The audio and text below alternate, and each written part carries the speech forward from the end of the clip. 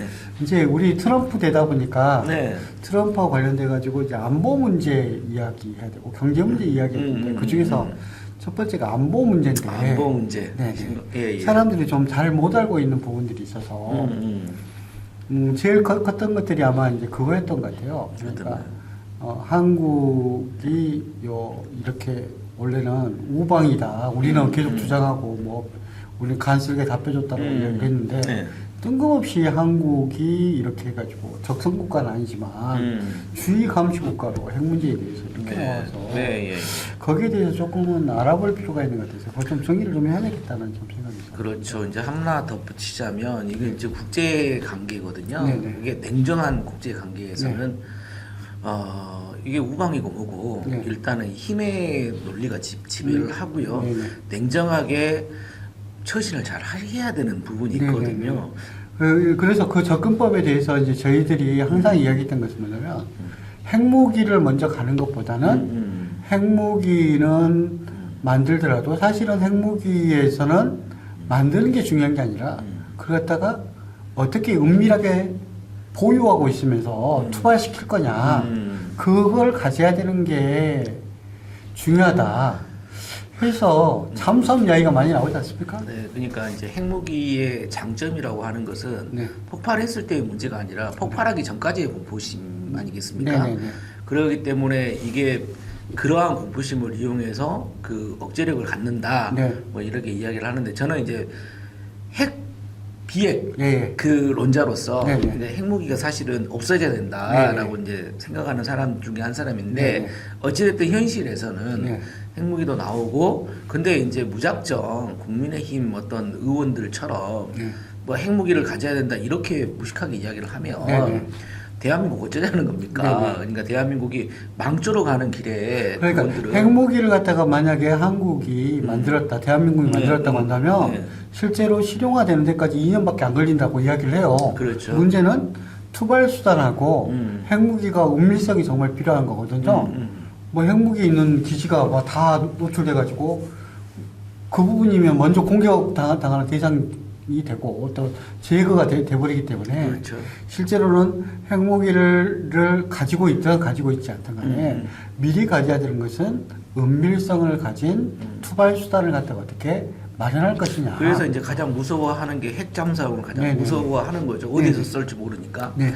그래서 오늘은 미국의 핵잠수함을 중심으로 해가지고 우리가 잘못 알고 있는 상식을 좀 정의를 좀 해봐야겠다. 라는 좀 생각을 하고요. 미국의 핵잠수함이라고 하는 것은 이제 크게 세 가지로 나눠진다고 합니다. 그러니까 전략 핵잠수함은 뭐냐면 핵무기를 갖다가 이렇게 잠수함이 가지고 있는 거예요. 네. 그렇게 가지고 발사를 하면 핵무기가 가는 거죠. 그렇죠. 근데 핵잠수함을 갖다가 이런 식으로 했을 때는 그 수단이, 그러니까 목표가 딱 한 가지라는 거죠. 뭐냐면 전략 핵을 탑재한 잠수함, 핵잠수함. 추진체가 핵이다. 한마디로 보면 바다에서 쏘는 거죠. 네. 탄도미사일 잠수함. 그러니까 예. 바다 속에서 예, 바닷속에서. 예. 쭉 올라오는 이게 기술이라고 하지 않습니까? 네네네. 예, 예. 그러다가 보통은 이제 물 속에서는 네. 이렇게 추진이 안 되고 스크롤로 간 다음에 네. 드라이 상태로 해가지고 공중으로 이렇게 뜬 상태에서 예. 뭐 40~50m 해면에서 뜬 상태에서 거기서부터 네, 추진체를 추진체가 가지고서 나와서, 이렇게 예. 가는 예.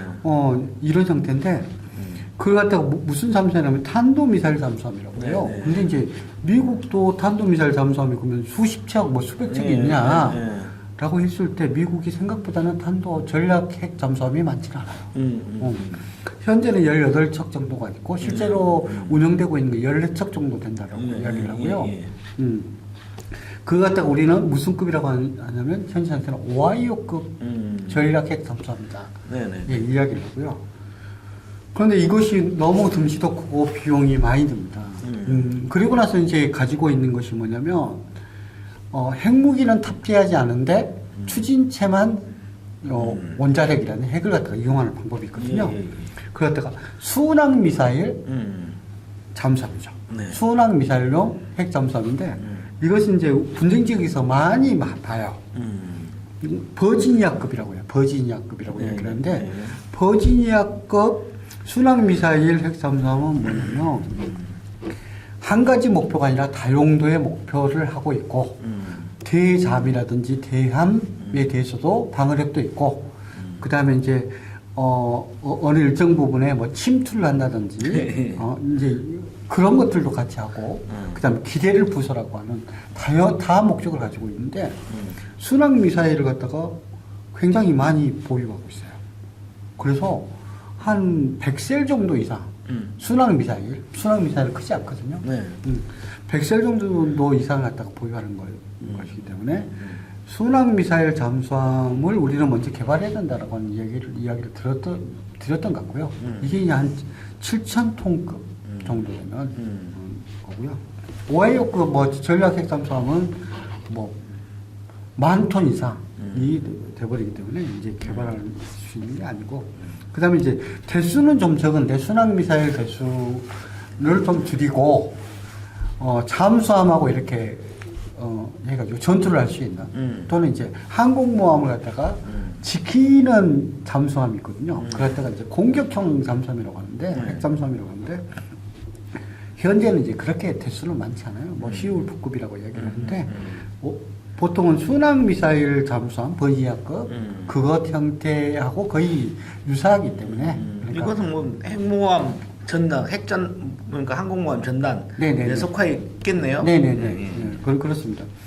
이렇게 세 개로 이제 구분되는데 우리나라가 이제 그 이야기를 갖다가 착각하는 게 뭐냐면 태극기 부대에서 뭐 부산에서 버지니아급 핵잠이 들어왔다 그러면 핵무기를 탑재하잖아요.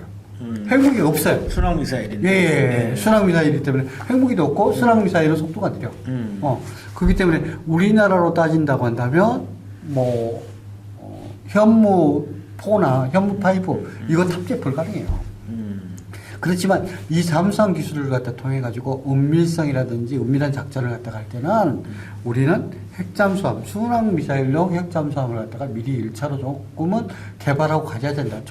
그러니까 2030년 중반까지는 이걸 갖다가 조금은 가지고 있으면서 좀 정리할 필요가 있지 않는가라는 것을 갖다가 말씀드렸던 것 같아요.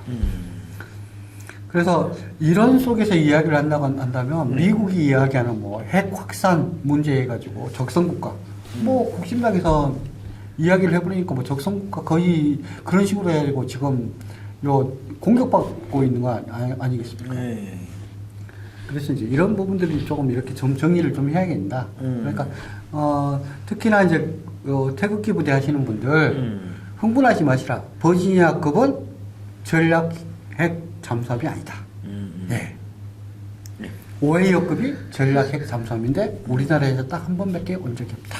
예. 네, 속지 마시라. 알겠습니다. 이런 이야기 드릴 수 있을 것 같습니다. 예, 알겠습니다. 네. 예.